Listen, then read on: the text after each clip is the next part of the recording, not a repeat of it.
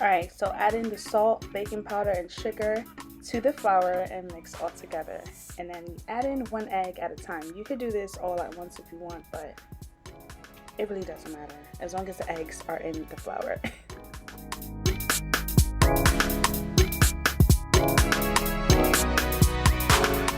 Alright, I went ahead to add in some water. The water you add is really up to you. I don't follow measurements, so I can't really say a certain amount, but you don't want it too runny. And then I switched to the mixer because I wasn't getting anywhere with the whisk. Then I added in some vanilla extract and I just mixed it up more.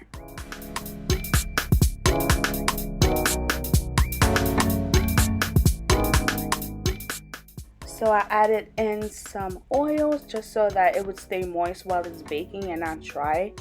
But look at that batter. Like, you see how smooth it looks? Do you see how smooth it looks? Like, the silkiness. Look how it's falling off the spatula. Like, oh my god.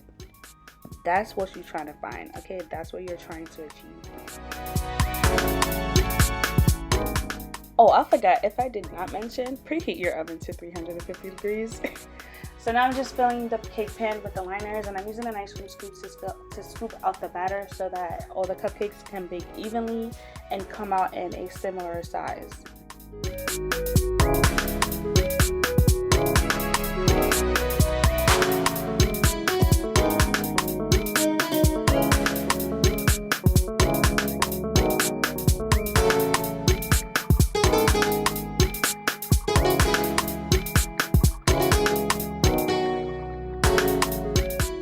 Okay, so while that's baking, you're gonna go chill, and while you're on your phone or whatever, you're gonna go to Instagram, you're gonna type in BK Talks, follow us, like our post, and enter the giveaway for a chance to win some free money.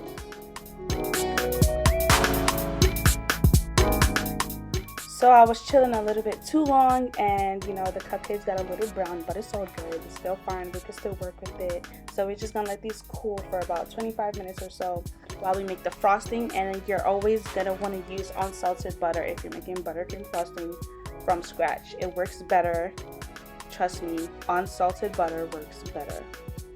So just mix that up. You're gonna want to mix this for a good minute until it's like a really pale yellow, and it kind of doubled in size like this. Almost looks like lotion, like the consistency of lotion. Yeah, you want that consistency and that color, like really similar to lotion. So just add in some vanilla extract or whatever flavoring you want to use, mix it all up. Now we added in some powdered sugar. This one is really up to you.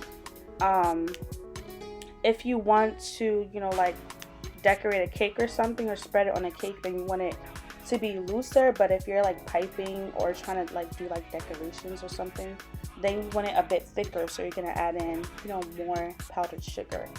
So I just did that until I got the consistency that I was looking for.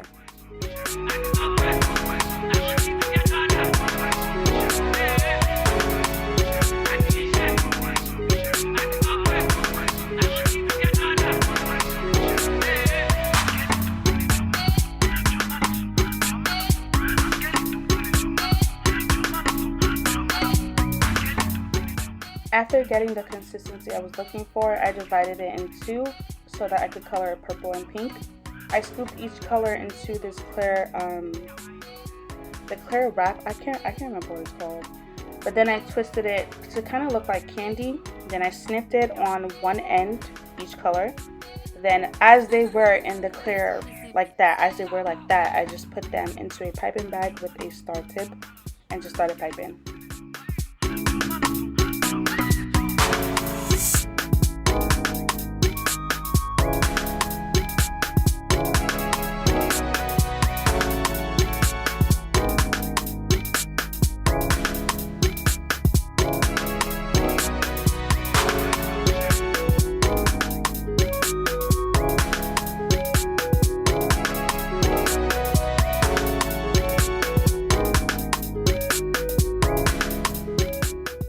They look really cute. I love how they came out.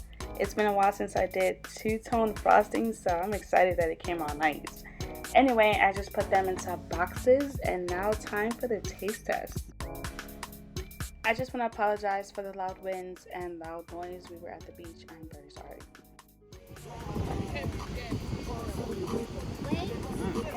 I'll give it like a 9. You're invalid. T2, rate yours, please.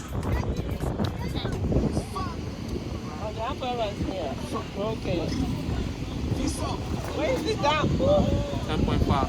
10.5. See? Oh, shit. We're about to taste the magic. Hmm? We're about to taste the magic. Rate 1 to 10. Be valid. I love how you doing the most, AG.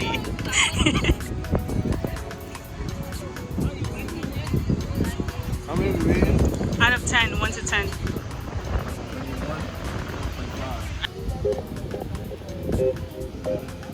Hello, why I zoomed into your whole mouth?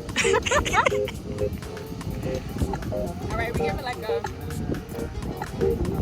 9 because I have to eat the ice on the top with the icing, and I don't like icing, and she forced me to take icing, so